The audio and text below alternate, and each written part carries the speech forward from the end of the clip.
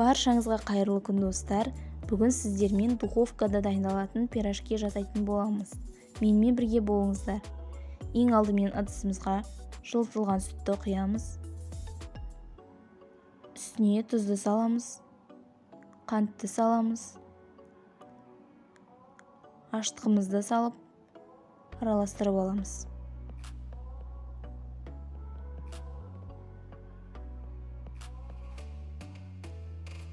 Үстіне сұйық майымызды қойып, тағы да бір араластырып аламыз. Ұнымызды салып, қамырымызды илейтін боламыз.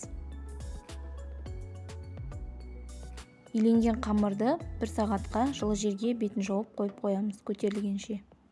Салмасын өз қалауыңызша дайындауға болады. Мен картоп қосып дайындайтын боламын.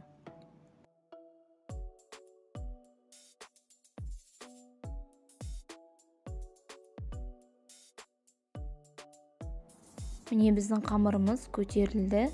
Енді осыны бірнеше бөліктерге бөліп, пирожкимізді дайындайтын боламыз.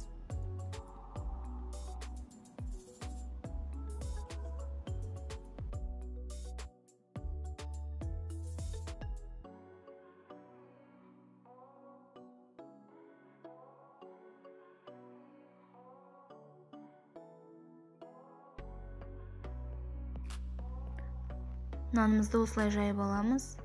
Ішіне салмасын салып, пирожкимізді жасайтын боламыз.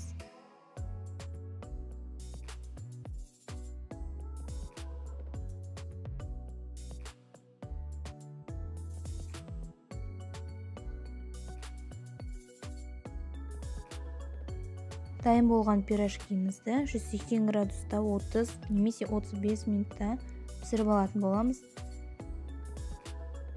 Сіздермен болған жансая, менің каналыма, инста парақшама тіркеліп қойыңыздар.